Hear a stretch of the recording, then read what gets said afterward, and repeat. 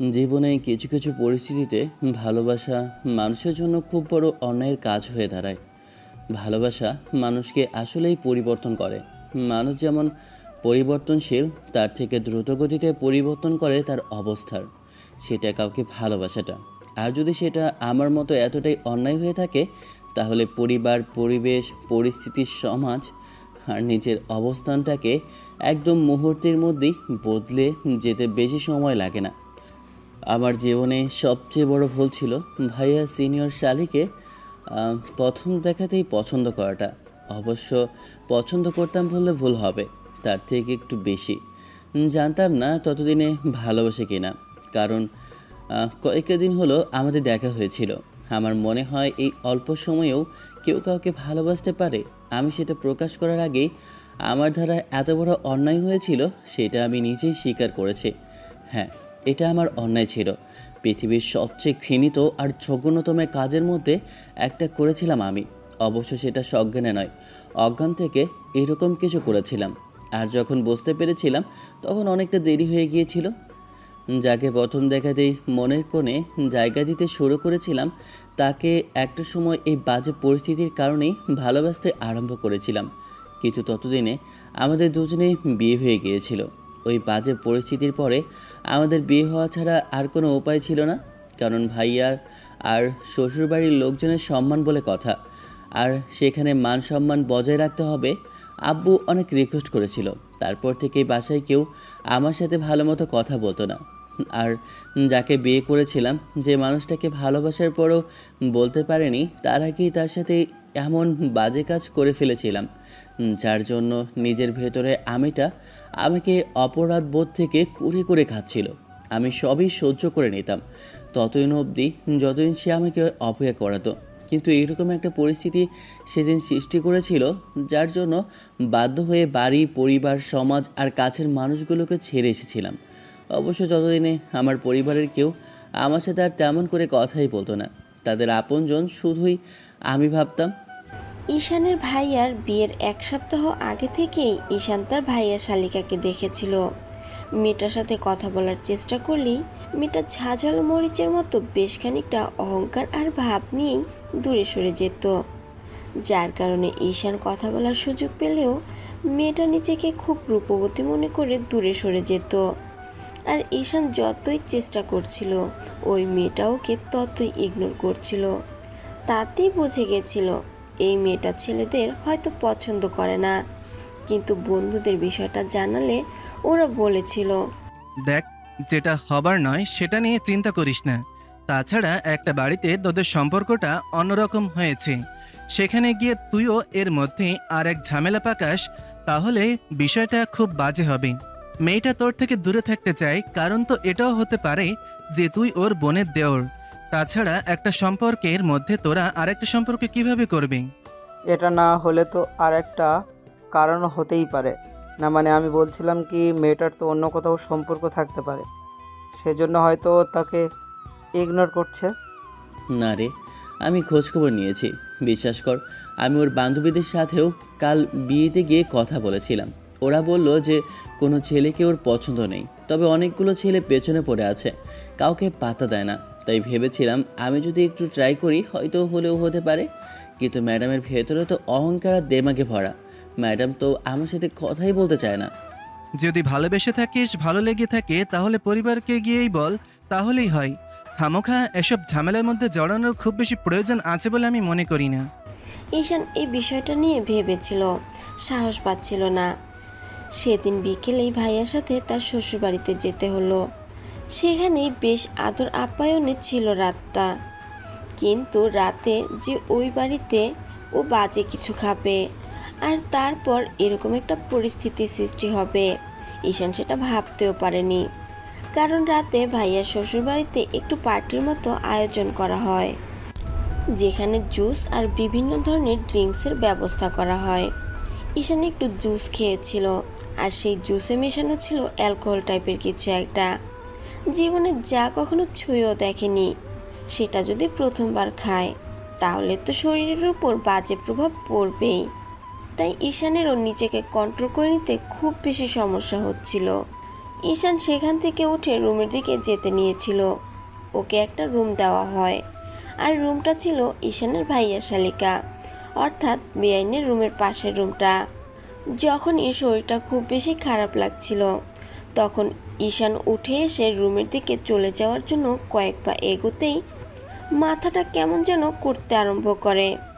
শরীরের মধ্যে অদ্ভুত রকমের এক অনুভূতি হতে থাকে। ঈশান যখনই ওই মেয়েটার রুমের সামনে আসলো, তখনই মাথাটা চক্কর দিয়ে ওঠে। ঈশান দরজা ধরে সেখানেই দাঁড়িয়ে পড়ে। এবার মেয়েটার রুমের ভেতর থেকে এমন কিছু দেখেই তাড়াহুড়ো করে এসে ঈশানের সামনে দাঁড়ায়। ঈশান নেশালো চোখে মেয়েটার দিকে তাকাতেই ও কিছু বলার আগে মেয়েটা বলতে লাগলো, এ কি হয়েছে আপনার? এরকম দেখাচ্ছে কেন? আপনার কি আর শরীর খারাপ লাগছে? আপনার বলুন কি হয়েছে আপনার? জানি না, জোশ খাওয়ার পর থেকে এরকম হচ্ছে। বলছিলাম আমাকে একটু রুমের দিকে দিয়ে আসবেন, হাঁটতে পারছি না, মাথাটা কেমন যেন করছে। মিসমি কেমন করে যেন তাকালো। তারপর কিছু একটা ভেবে ঈশানের একটা হাত কাঁধের উপর দিয়ে হেঁটে একটু যেতেই ঈশানের মনে হতে লাগলো যে আর কিছুক্ষণেই হয়তো সেন্সলেস হবে। কিন্তু এই মুহূর্তে মেয়েটার শরীর থেকে অদ্ভুত ধরনের একটা স্মেল আসছে, যেটা খুব তীব্রভাবে এসে নাকে লাগছে। ঈশান কিছুক্ষণ মেয়েটার এমন ভয়ার্ত আর চিন্তিত চেহারার দিকে তাকিয়ে রইল। ওকে রুমে আনতেই যখনই দরজাটা জোরে ঠেলে দিল, দুজন ঢোকার পর দরজাটা একাই কেমন যেন লক হয়ে গেল। তারপর যখন মেয়েটা ওকে বেডে শুয়ে দেয় আর তারপরেই চলে যেতে নিল, হুটহাট করে মিসমির মাথাটাও চক্কর দিয়ে ওঠে। ও ধপ করে বিছানায় বসে পড়ে। তারপর আর কিছুই মনে নেই দুজনের কারো। পরদিন সকালে ঈশানের ঘুম ভাঙে খুব অদ্ভুতভাবে, কারণ কারো কান্নার শব্দটা ওর কানে আসছিল, যেটার জন্য প্রথমে মনে হয়েছিল কেউ একজন গুনগুন করে পাশে বসে কাঁদছে। তারপর যখন চোখ মেলে তাকায়, বুঝতে পারে যে কেউ একজন একটা চাদর গায়ে কেমন যেন জড়িয়ে দুই হাঁটুতে মুখ গুজে কান্না করছে ওর পাশে বসেই। ঈশান অবাক চোখে কিছুক্ষণ তাকিয়ে থেকে তারপর হুটহাট করে উঠে বসে আর নিজের দিকে একবার তাকিয়ে পাশে থাকা মেয়েটার দিকে তাকাতেই বুঝতে পারে ওদের দুজনের গায়ে একটা সুতো পর্যন্ত নেই, শুধু মেয়েটার নিজের শরীরটা একটা চাদর দিয়ে ঢেকে রেখেছে। ঈশান যখনই উঠে বসে, পাশে থাকা মেয়েটা ওর দিকে তাকালো। ঈশানের চোখ জোড়া বড় বড় হয়ে গেল, কারণ পাশে মিসমি বসে আছে। মেয়েটাকে একদম বিধ্বস্ত লাগছে দেখতে। মিসমির গলায় ঘাড়ে অসংখ্য কামড়ের দাগ, নাক মুখ আর পুরো চেহারাটা কেমন লাল হয়ে আছে। আপনি কাঁদছেন কেন? এই কথাটা বলে যেন জীবনের সবচেয়ে বড় ভুল করে ফেললো, কারণ মেয়েটা ওকে সাথে সাথে কষে একটা থাপ্পড় বসালো আর বলতে লাগলো, কাল রাতে আমার সাথে উল্টোপাল্টা করে এখন বলছিস আমি কাঁদছি কেন? তোর লজ্জা করে না? একটা মেয়ের শ্লীলতাহানি করেছিস, তার সাথে বিয়ের আগে জোর করে এমন কিছু করে এখন এমন একটা ভাব করছিস যেন মনে হচ্ছে তুই ভাজা মাছটা উল্টে খেতে জানিস না। ঈশান মেয়েটার কথার মাথা মুন্ডু কিছুই বুঝতে পারছিল না। কাল রাতে দুজনেই অ্যালকোহল টাইপের কিছু একটা খেয়েছিল। ঈশানের কেন জানি মনে হচ্ছিল, কারণ মেয়েটা যখন চলে যেতে নিয়েছিল ওর মাথাটাও কেমন চক্কর দিয়ে ওঠে। তারপর ঈশানের পাশেই বসে পড়ে, আর কিছুই ঈশান মনে করতে পারছে না। ও কিছুক্ষণ মাথার চুলের দুই পাশে চেপে ধরে আর সবটা মনে করার চেষ্টা করে রাতে কি হয়েছিল। তারপর যখন চোখের সামনে সব কিছুই স্পষ্ট হতে লাগলো, বুঝতে পারলো যে ও অস্বীকার করতে চাইলেও এটা মিথ্যে নয়, যে রাতে ওদের মাঝে যেটা হয়েছে সেটা বিবাহ বহির্ভূত অবস্থায় কোনো ছেলে কোনো মেয়ের সাথে করলে সেটাকে ধর্ষণ বলাই চলে। তার উপর মেয়েটা যেভাবে কাঁদছে তাতে তেমনটাই মনে হচ্ছে। ঈশান অসহায়ভাবে তাকিয়ে রইল। ঈশানের মাথাটা যখনই ঝিমঝিম করতে লাগলো, বুঝতে পারলো রাতে কিছু তো একটা বাজে খেয়েছিল, যার জন্য এরকম পরিস্থিতি হয়েছে। যে সময় এসব কিছু হয়েছে তখন ওর মনেই ছিল না যে কি হয়েছে না হয়েছে। তারপর যখন হুঁশ ফিরল তখন বুঝতে পারলো জীবনের সবচেয়ে বাজে আর ভুল কাজটা কাল রাতে ওর দ্বারা হয়ে গেছে।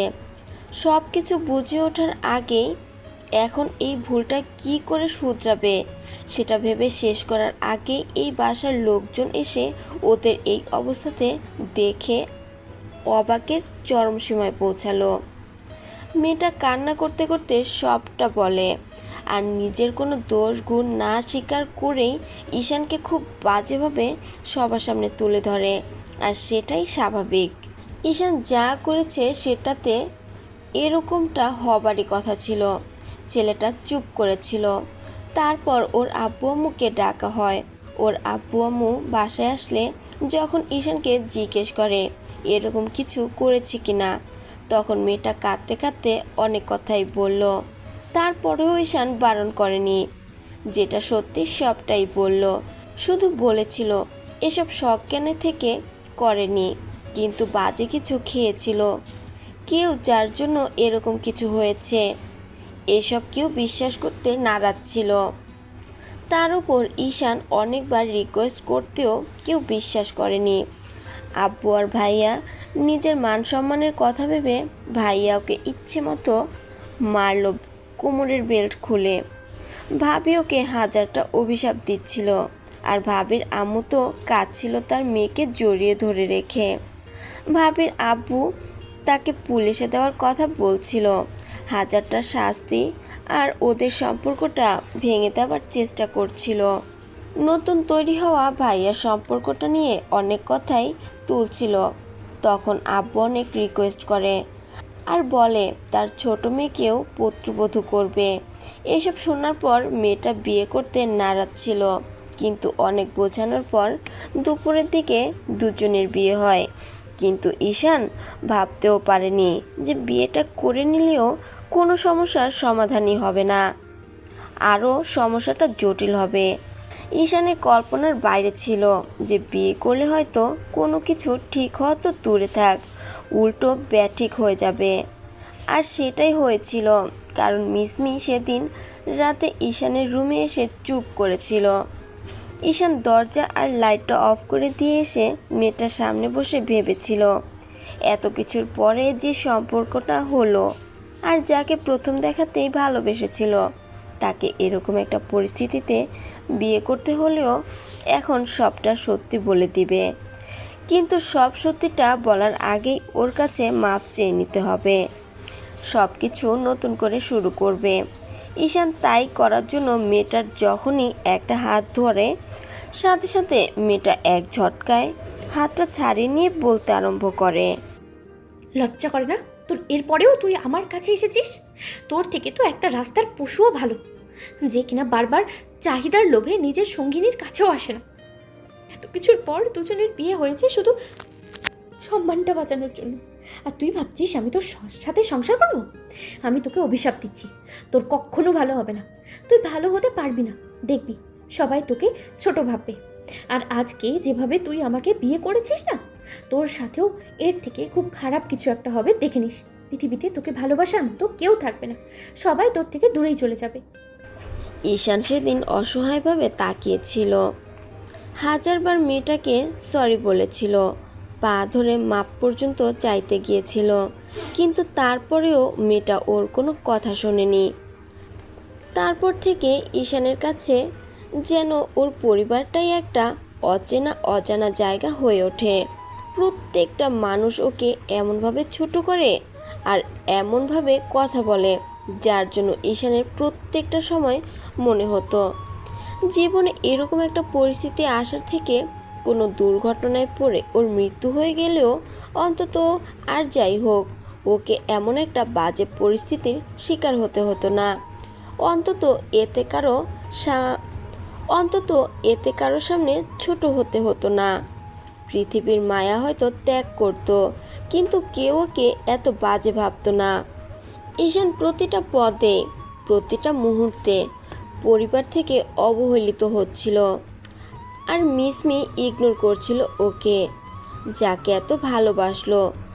অবশ্য মেয়েটাকে ভালোবাসে সেটা বিয়ের পরেই বুঝতে পেরেছিল, কারণ মিসমির দেওয়া প্রত্যেকটা আঘাত ঈশানের বুকে গিয়ে লাগতো।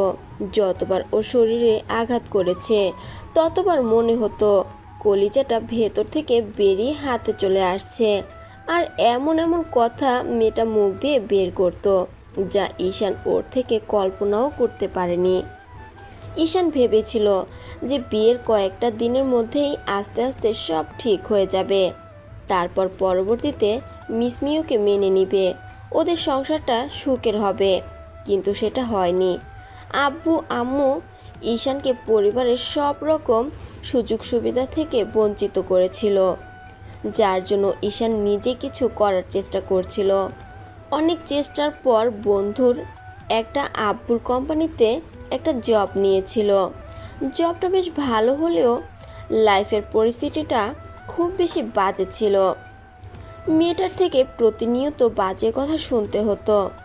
তারপর যখন দিয়ে 2 মাসের মাথায় সেদিন হঠাৎ করে মিসমি অসুস্থ হয়ে পড়ে।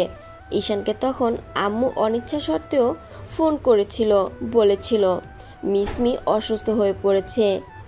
ঈশান সেদিন অফিস থেকে ছুটি নিয়ে একটা ডক্টর নিয়ে বাসায় চলে যায়, কিন্তু বাসায় গিয়ে দেখতে পারে মেয়েটা বেডে শুয়ে আছে। সবাই ওর দিকে ফ্যাল করে তাকিয়ে আছে। ডক্টর এসে মিসমিকে ভালোভাবে চেক আপ করে তারপর প্রেগনেন্সি কিটটা হাতে দিয়ে চেক আপ করে আসতে বলে। মেয়েটা কিছুক্ষণ পরে বাইরে এসে ডক্টরের দিকে সেটা এগিয়ে দিলেই বুঝতে পারে মিসমি অন্তঃসত্ত্বা। আর তাতে ঈশানের খুশির সীমানা ছিল না। ছেলেটা খুশিতে আত্মহারা হয়ে পড়েছিল, কিন্তু এই খুশিটা ওর বেশিক্ষণের জন্য ছিল না। সবাই ওর দিকে কেমন করে তাকাচ্ছিল, তাতে ঈশানের মুখটা কালো হয়ে গেছিল। তারপর যখন মিসমির মুখে দিকে তাকিয়েছিল বুঝতে পেরেছিল যে অনিচ্ছাকৃত প্রেগনেন্সির কারণে মেয়েটা খুবই বিরক্ত। তার উপরে হয়তো ঈশানের উপর ওর এরকম আদিক্ষেতার কারণে প্রচুর পরিমাণে রেগে আছে। ঈশানের আব্বু আম্মু ভাইয়া ভাবি সবাই রুমের বাইরে চলে গেলে ঈশান এসে সামনে বসে আর হুটহাট করে মেয়েটাকে জাপটে জড়িয়ে ধরতেই মিসমি জোর করে ঈশানকে ছাড়িয়ে নেয়। তারপরও ঈশান মেয়েটার মুখের 2 পাশে হাত রেখে সারা মুখে পাগলের মতো চুমু দিয়েছিল। মেয়েটা একটা সময় ওকে ধাক্কা মেরে দূরে সরিয়ে দিয়ে বলতে আরম্ভ করে, তুই কি ভেবেছিস এই বাচ্চা আমি রাখবো? কখনোই না। তোর মতো একটা জানোয়ারের বাচ্চা আমার গর্ভেও বেড়ে উঠবে, আর সেটা আমি হতে দেব? তুই যদি ভেবে থাকিস এই বাচ্চার দিকে তাকিয়ে আমি তোকে মাফ করে দেব আর সব সমস্যার সমাধান হয়ে যাবে, তাহলে ভুল করছিস। আমি অ্যাবর্শন করেই ফেলবো, দেখিস। ঈশান অবাক হয়েছিল। প্রথমে মেয়েটার সাথে স্বাভাবিকভাবে কথা বলার চেষ্টা করলেও মেয়েটা ওকে এড়িয়ে যাওয়ার চেষ্টা করে, আরও হাজারটা বাজে কথা বলে। এই ঘটনাটা নিয়ে 2 সপ্তাহ অবধি মিসমি ঈশানের সাথে অনেক বেশি সিন ক্রিয়েট করে। ঈশান শেষ একদিন মিসমি পায়ে জড়িয়ে ধরে কেঁদেছিল আর বলেছিল, দয়া করে আমার বাচ্চাটাকে মেরো না। তোমার যা খুশি তুমি আমার সাথে করো। ওর তো কোনো অন্যায় নেই, ও তো কোনো অন্যায় করেনি। অন্যায় যদি করে থাকি সেটা আমি করেছি। তুমি আমাকে যা খুশি শাস্তি দাও, তারপরে ওর সাথে কোনো প্রকার অন্যায় করো না। আমি কথা দিচ্ছি ও তোমাকে কখনোই আম্মু বলে ডাকবে না। ও তো আমার সন্তান। আমার মতো খারাপ হোক বা ভালো হোক, আমি ওকে কখনোই বুঝতে দেবো না যে তুমি ওর আম্মু। দয়া করে আমার বেবিটাকে মেরো না। সেদিন ভাবি দরজায় দাঁড়িয়ে এসব কথা শুনেছিল। তারপর হয়তো ভদ্রমহিলার মনে একটু মায়া হয়েছিল। তিনি নিজের বোনকে বুঝিয়েছিল বাচ্চাটাকে পৃথিবীতে আনতে, আর যদি একান্তই রাখতে না চায় তাহলে ঈশানকে বলতে যে বেবি হওয়ার পর যেন ওকে নিয়ে এখান থেকে দূরে কোথাও চলে যায় আর মিসমিকে ডিভোর্স দিয়ে দেয়। এসব কথা শোনার পর ঈশানের মাথায় আকাশ ভেঙে পড়েছিল। একটা চিন্তা যেতে না যেতেই আরেকটা চিন্তা এসে ভিড় করেছিল। তারপরে সব দিকটা বিবেচনা করেছিল। ঈশান জানতো মিসমির ভালোবাসাটা পাওয়া আর কখনো সম্ভব হবে না। যে মেয়ে নিজের ওরসজাত সন্তানকে মেরে ফেলতে চায়, ভুল করে হোক আর যেমন করেই হোক, ও তো মা, তাহলে কি করে পারলো এরকম একটা অন্যায় করতে? তারপরেও মেয়েটার মনে এইটুকু তো মায়া হয়েছিল। ঈশানকে সে শর্ত দিয়েছিল যে যদি বাচ্চাকে বাঁচাতে হয় তাহলে ওকে ডিভোর্স দিতে হবে। তাছাড়া সন্তান সম্ভবা কোনো মেয়ের সাথে তার স্বামীর ডিভোর্স হয় না। ভেবেছিল বাচ্চার জন্ম নেওয়ার পর দুজনের ডিভোর্স হবে। ঈশান তাতেও রাজি ছিল, বলেছিল শুধু যেন ওর বাচ্চার কোনো ক্ষতি না করে। এই ঘটনার পরেও ঈশান মিসমির প্রতি অনেক খেয়াল রাখতো, মেয়েটার প্রতি প্রচুর পরিমাণে সিরিয়াস ছিল। ছেলেটার এত ভালোবাসা, এত আদর, আর প্রতি মাসে একবার করে নিয়ে গিয়ে ওকে চেক আপ করাতো। তারপরেও মেয়েটার মনে কোনো মায়া ছিল না। মিসমি ওকে হাজারটা কথা শোনালো। তারপর যখন মেয়েটার প্রেগনেন্স 9 মাসে পড়ে, তখন মিসমি আস্তে আস্তে বুঝতে পেরেছিল যে ঈশান ওকে সত্যি ভালোবাসে। সেদিন অন্যায় করে ফেলেছিল, তবে হয়তো ছেলেটা নিজের ইচ্ছায় কিচ্ছু করেনি। মিসমি ওদের বিয়ের পর এই একটা বছরে খেয়াল করেছে ছেলেটা ওকে ঠিক কতটুকু ভালোবাসে। বিয়ের পর থেকে ওকে একবার বেডে শোয়ার পর্যন্ত সুযোগ দেয়নি। তারপরেও দূর থেকে ওর হাজারটা অপমান অবহেলা সহ্য করে যাচ্ছে। আর যখন শুনেছে বাবা হবে, তখন আরও অনেক বেশি খুশি ছিল। আর মিসমি একটু অসুস্থ হয়ে পড়লেই তাতে ঈশান কান্না পর্যন্ত করছিল। সেদিন মেয়েটার অসুস্থতার সময় অনেক আগলে রেখেছিল ওকে। মিসমির কেন জানি মনে হয় যে সেদিন যদি ওই রকমটা না করতো ঈশান, আর পারিবারিকভাবে যদি ওদের বিয়েটা হতো, তাহলে হয়তো মিসমি এতদিনে ওকে ভালোবাসতে শুরু করতো। হয়তো সেদিনের ওই ভুলের কারণেই এরকম করে ছেলেটাকে অবহেলা করছে। আচ্ছা, দোষটা কি শুধু ঈশানের একার ছিল? এইটা তো কখনো মিসমি ভাবেনি। আর ঈশান কখনো ওকে দোষারোপ করেনি, কখনো বলেনি সেদিন দোষটা ওর একার না। তারপরেও নিজের ঘাড়ে সব দোষটাই নিয়ে নিয়েছিল। তারপর যেদিন বেবিটা পৃথিবীতে আসবে, সকাল থেকেই মিসমির শরীরটা খুব খারাপ ছিল। দুপুরের দিকে ঈশান বুঝতে পারে ডেলিভারির সময় হয়ে এসেছে। ডাক্তারের সাথে পরামর্শ করে মেয়েটাকে হসপিটালে নিয়ে যায় ঈশান। বাসার সবাই গিয়েছিল, তবে ঈশানের সাথে এই একটা বছরে কেউ তেমন করে কথা বলেনি। বাসায় খাওয়া দাওয়া পর্যন্ত ছেলেটার বন্ধ হয়ে গেছিল। শুধু রাতে ফিরে দেখতো ওর জন্য খাবার রাখা, আর ও খেয়ে নিত। ঈশানের প্রতিবার মনে হতো যদি ওর সন্তান সম্ভবা ওয়াইফ এই বাসাতে না থাকতো, তাহলে এখান থেকে অনেক আগেই চলে যেত।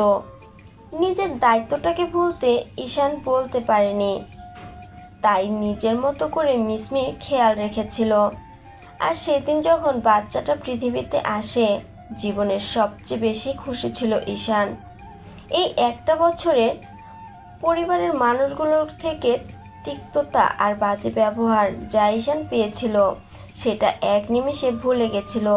পিচি মেয়েটার মুখের দিকে তাকিয়ে ঈশান ভুলে গেছিল যে ও এখন একজন বাজে মানুষ, যে কিনা এরকম করেছিল ওর বাচ্চার মায়ের সাথে।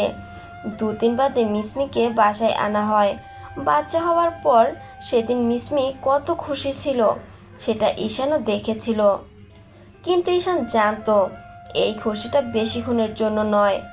যখনই মনে হবে যে বেবি হয়ে গেছে, এখন সুস্থ হয়ে গেছে, তখনই মেয়েটা হয়তো ডিভোর্সের কথা বলবে, নিজের দেওয়া কথা রাখবে। আর পরিস্থিতিকে সমাধান করতে ঈশান সেদিন বাসা থেকে বেরিয়ে এসেছিল।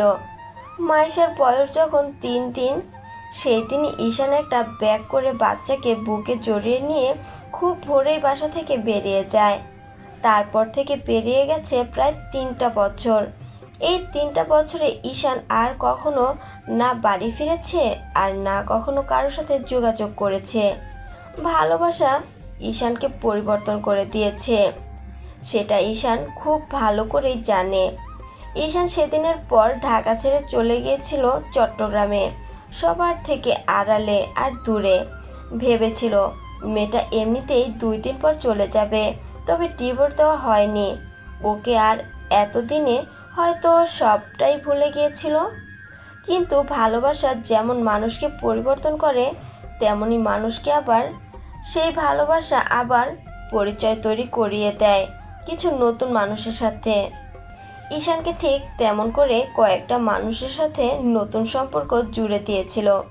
চট্টগ্রামে আসার পর রহিম নামের একটা লোকের সাথে ঈশানের দেখা হয়।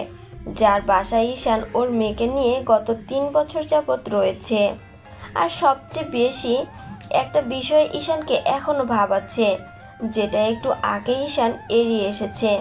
ঈশান বাসা থেকে বেরিয়ে আসার পর ভেবেছিল যে নিজের মেয়েকে নিজের মতো করে মানুষ করবে, কিন্তু ও জানতো না একটা বাচ্চাকে মানুষ করার জন্য মায়ের খুবই প্রয়োজন হয়। ঈশান সেটা এখানে আসার পর বুঝেছে আর নিজের সর্বোচ্চ দিয়ে চেষ্টাও করেছে। ফাইনালি নিজের মেয়েটাকে বড় করে তুলতে তো পেরেছে, কিন্তু তার মধ্যে সবচেয়ে বড় অবদান ছিল রহিম চাচার আর মেয়ে রিমার কারণে ঈশান একটা বন্ধুকে পেয়েছিল। আর সবচেয়ে বড় বিষয় হচ্ছে রিমা মাইশাকে নিজের মেয়ের মতো করেই সবসময় আগলে রাখতো। আর ঈশান চট্টগ্রামে আসার 1 মাস পর থেকেই যখন মেয়েকে মানুষ করার জন্য তার নিজের চলার ক্ষেত্রে একটা চাকরি খোঁজে আর চাকরিটা পেয়েছিল, তখন থেকেই মেয়ের কাছে থাকা মেয়েকে সময় দেওয়াটা ঈশানের পক্ষে সম্ভব ছিল না। আর যেদিন ঈশান বাসায় এসে দেখেছিল, সেদিন রিমা চিঠি কিভাবে আগলে রেখেছিল মাইশাকে। আর মেয়েটার জন্যই হয়তো এত দূর অবধি আসতে পেরেছে। আর আজকে এই মেয়েটারই বিয়ে হয়ে গেল। অবশ্য এর পেছনে একমাত্র কারণ ঈশান নিজেই ছিল। ঈশান চাইলেই পারত মেয়েটাকে বিয়ে করে নিতে, কারণ মেয়েটা যে ওকে ওর মেয়ের সাথে সাথে অনেক বেশি ভালোবেসে ফেলেছিল। বিবাহিত জানার পরও, ওর থেকে সবটা শোনার পরেও রিমা ঈশানকে ভালোবেসেছিল। রিমা জানতো যে ঈশান যাকে ভালোবাসে সে মানুষটা ওকে ভালোবাসে না, সেজন্যই ছেলেটা বাসা ছেড়েছে। হয়তো ওর ভালোবাসা আবার ঈশানকে পাল্টে দিতে পারে। অবশ্য এর পেছনে রিমার সবচেয়ে বড় কারণ ছিল ঈশানের প্রতি দুর্বলতা। একটা সময় ওকে ভালোবাসতে বাধ্য করেছিল। তারপর যখন মেয়েটা জানতে পেরেছিল ঈশান ঠিক কিভাবে বিয়েটা করেছিল, তখন নিজে থেকে দূরে থাকার চেষ্টা করত, কিন্তু সম্ভব হচ্ছিল না। তারপর যখন দেখতে দেখতে আড়াইটা বছর পার হয়ে গেল, মেয়েটাও একটু একটু করে বড় হচ্ছিল।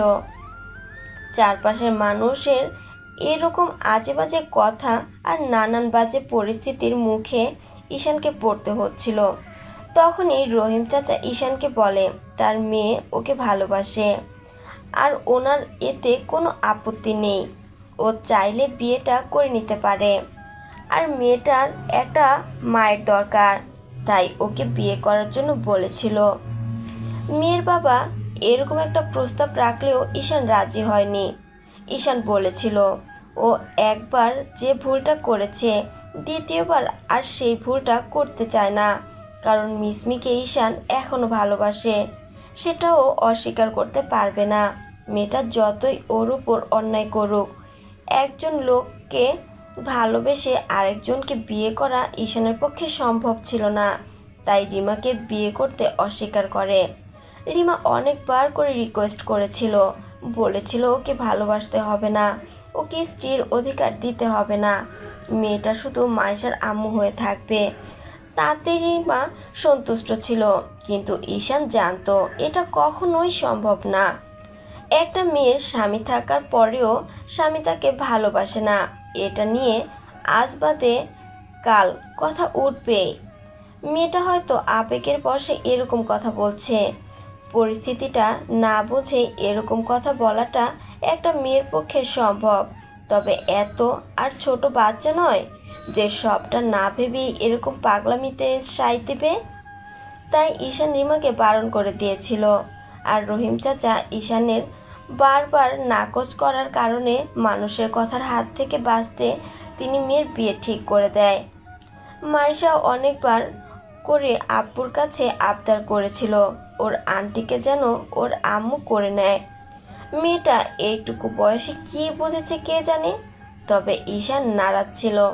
ঈশান বাসা থেকে চলে আসলেও কখনো মাইশাকে রিমার সাথে আম্মু হিসেবে পরিচয় করায়নি, ওর আন্টি হিসেবে পরিচয় করিয়েছে। আর মিসমির কয়েকটা ছবি ছিল ঈশানের কাছে, সেটা ঈশান প্রতিনিয়ত মেয়েকে দেখাতো, বলতো এটা ওর আম্মু। সেদিন থেকে মাইশা মিসমির ছবির সাথে কথা বলতো, মেয়েটা জানতো না ওর আব্বু কত বড় অন্যায় করেছে। তবে ওর আব্বু বলে দিয়েছে ওর আম্মুর সাথে খুব বড় অন্যায় করেছিল, সেজন্য ওর আম্মু ওদের থেকে দূরে থাকতো। যাই হোক, একটু আগে রিমার বিদায়বেলা অর্থাৎ বরপক্ষ যখন ওকে নিয়ে যাচ্ছিল, তখন মেয়েটা মায়েশাকে জড়িয়ে ধরে কান্না করেছে। ঈশানের দিকেও তাকিয়ে এক অসহায় আর্তনাদ করে মেয়েটা কেঁদেছিল। মায়েশাও ওর আন্টি চলে যাওয়াতে অনেক কষ্ট পেয়েছে, যার জন্য মেয়েটা সেই সন্ধ্যা থেকে রাত 10টা অবধি কেঁদেছে। অনেক কষ্টে ঈশান একটু ওর আম্মুকে এনে দিবে বলে খাবার খাইয়ে তারপর বুকের মাঝে নিয়ে ঘুমিয়ে পড়েছে। ঈশানের ঘুম আসছে না। আজকে বারবার মনে হচ্ছে রিমা মেয়েটার প্রতি অন্যায় করলো, কিন্তু পরক্ষণেই আবার ভাবছে ও তো বিবাহিত নয়, ওদের ডিভোর্সটা কেন হয়নি। আর এখনও ঈশানের মনের কোণে মিসমির জন্য একটা জায়গা আছে। সেখান থেকে ঈশান রিমাকে কখনোই ভালোবাসতে পারতো না, তবে বন্ধুর মতোই দেখতো। তাই রিমার কাছে শেষবেলায় ঈশান মাপ চেয়েছিল। রিমা, আমি তোমার ভালোবাসার মূল্যটা দিতে পারলাম না। যাকে ভালোবাসতে পারবো না তাকে নিজের কাছে রেখে কষ্ট দিতে চাই না। আমি চাই তুমি ভালো থাকো। আমি তোমাকে ফিরিয়ে দিলাম বলে কোনো অভিশাপ দিও না দয়া করে। একজনের অভিশাপে আমার জীবনের এই অবস্থা। পরিবার ছেড়ে গত 3টে বছর দূরে আছি। তুমিও যদি অভিশাপ দাও তাহলে হয়তো আমি আর থাকবো না। ঈশান চায়নি রিমার কষ্টের কারণটা হতে, তারপরেও ঈশান জানে মেয়েটা যেহেতু ওর জন্য চোখের পানি ফেলেছে, এর জন্যই দিন শেষে ওকে শাস্তি পেতে হবে। তাই নিজেই নিজেকে প্রশ্ন করেছিল যে এরপর ওর কি শাস্তি হতে পারে। ঈশান আধশোয়া হয়ে বালিশে মাথা দিয়ে শুয়ে আছে। মেয়েটার বুকের মাঝেই গুটিসুটি মেরে বাবার গলা জড়িয়ে ধরে ঘুমিয়ে আছে। বারবার মেয়ের দিকে তাকাচ্ছে ঈশান, আর মনে হচ্ছে আজকের পর থেকে এই পিচ্চিটাকে কে দেখে রাখবে। আমরা মানুষ তো একটা ভুল করে ফেললে অনেকবার সেটা শুধরাতে পারি। আর কিছু ভুল আছে আমাদের, যেগুলো জীবনে কখনো শুধরানো সম্ভব হয় না। সেই না শুধরানো বড় ভুলগুলোর মধ্যে ঈশানের জীবনের সেই ভুলটা ছিল অনেক বড়। তাই তো এখন সেই ভুলটাকে শুধরাতেও পারছে না। ঈশান না পারলে রিমাকে মাইশার আম্মু করে দিতে, আর না পারলো মেয়েটাকে আম্মুর ভালোবাসা দিতে, যার কারণে মেয়েটা গত 3 বছর যাবৎ ওর আম্মুর থেকে দূরে। হয়তো মেয়েটা যখন বড় হবে তখন বারবার প্রশ্ন করবে ওর আম্মুর ভালোবাসাটা থেকে কেন ঈশান দূরে রেখেছিল। কথাগুলো ভেবে বুকের ভেতরটায় একটা হাহাকার বয়ে গেল। ঈশান মেয়ের মাথায় হাত বুলিয়ে দিয়ে ওকে আরেকটু শক্ত করে জড়িয়ে ধরে, নিজেও চোখ জোড়া বন্ধ করে নিল। আর তাতেই চোখ দিয়ে অশ্রু গড়িয়ে পড়ল। জানে না আজকের পর থেকে মেয়েটাকে কিভাবে সামলাবে। ঈশান ভেবেছিল মায়েশা ওর মামুনির জন্য পাগলামি করবে, কিন্তু না, মামুনির জন্য না করলেও রিমার জন্য অনেক পাগলামি করলো। মেয়েটা কাঁদতে কাঁদতেই দুপুর অবধি একদম নিজেকে অস্থির করে ফেলেছে। ঈশান কী করবে জানে না, কিন্তু এই মুখ নিয়ে কী করে রহিম চাচাকে বলবে রিমা কখন আসবে। ঈশান চায় না মেয়েটার সাথে আর রিমার দেখা হোক। মেয়েটা নতুন করে সংসার শুরু করুক। ও তো একটা ভেসে যাওয়া খড়কুটো, ওকে জড়িয়ে ধরে কি করে বা মেয়েটা বাঁচত। ঈশান হয়তো নিজের মনের বিরুদ্ধে গিয়ে বিয়ে করলেও তাকে ভালোবাসতে পারতো না। শুধু শারীরিক সম্পর্কটাই ওর সাথে তৈরি হতো। আর ভুলভাল করে সেদিনের মতো একটা সময় যখন রিমার সাথে এমন কিছু হতো, তখন মেয়েটার মনে বাজে প্রভাব পড়তো। ঈশান কথাগুলো ভেবে দীর্ঘ নিঃশ্বাস ফেলল। মেয়েকে দুপুর অবধি খাওয়ানোর অনেক চেষ্টা করলেও খাওয়াতে পারলো না। শেষে কাঁদতে কাঁদতে সেন্সলেস হয়ে পড়ল। ঈশান ওকে বুকের মাঝে জড়িয়ে ধরে কিছুক্ষণ নিজের চোখ জোড়া বন্ধ করে রাখলো। তারপর নিজেকে স্থির করলো, ভাবলো এখন রাগ জেদ ধরে বসে থাকলে হবে না। যে ভুলটা করেছে সেটা শোধরাতেই হবে। এতদিনে হয়তো মিসমির বিয়েটা হয়ে গেছে, মেয়েটা হয়তো অন্য কোথাও চলে গেছে। বাসার কারো খোঁজ খবরটা পর্যন্ত ঈশান জানে না। আর বাসার কেউ চলে আসার পর ওর খোঁজ খবর নেয়নি। ঈশান সেটা খুব ভালো করে জানে, তাই ঈশান সিদ্ধান্ত নিল মেয়েটাকে বাঁচানোর জন্য হলেও বাসায় ফিরে যাবে। বাসার মানুষগুলোকে দেখলে হয়তো অন্তত মেয়েটা একটু শান্ত হতে পারবে। মাইশা যখন জ্ঞান ফিরল, ঈশান ওকে বুকের মাঝে জড়িয়ে ধরে অনেকগুলো চুমু খেয়ে বলতে লাগলো, মামুনি খেয়ে নাও, দেখো বাবাই অনেক কষ্ট পাচ্ছে। বাবাইকে এমন করে কষ্ট দিয়ে তোমার কি ভালো লাগছে মামুনি? আচ্ছা আমি কথা দিচ্ছি, তুমি যদি খেয়ে নাও তোমার মামুনির সাথে আমি তোমাকে দেখা করাবো। কালকে আমরা তোমার মামুনির কাছে যাব। এখন আমার মিষ্টি মেয়ের মতো খেয়ে নাও। আমি কথা দিচ্ছি আমি কলেজাটাকে তোমাকে আর কখনো কাঁদতে দিব না। মেয়েটা ছল ছল নয়নে তাকিয়ে থেকে তারপর আব্বুকে জড়িয়ে ধরে রাখলো। ঈশানের চোখে মেয়েটা যখন থেকে পানি দেখে, ঈশান খেয়াল করেছে মেয়েটা কেমন শান্ত হয়ে যায়। আজকেও তার ব্যতিক্রম হলো না। বাবাইয়ের গলা জড়িয়ে ধরে মেয়েটা চুপ করে রইল। ঈশান অনেকক্ষণ ওকে অনেক কথা বলেই খাওয়ানোর চেষ্টা করলো। শেষে মেয়েটা খেলো, তবে কেমন চুপচাপ হয়ে রইল। সেদিন সন্ধ্যাতেই যখন রিমা বাসায় আসলো, ঈশান বিষয়টা বুঝতে পেরে তার আগেই মায়েশাকে নিয়ে অন্য রাস্তা দিয়ে বাস স্ট্যান্ডের উদ্দেশ্যে বেরিয়ে পড়ে।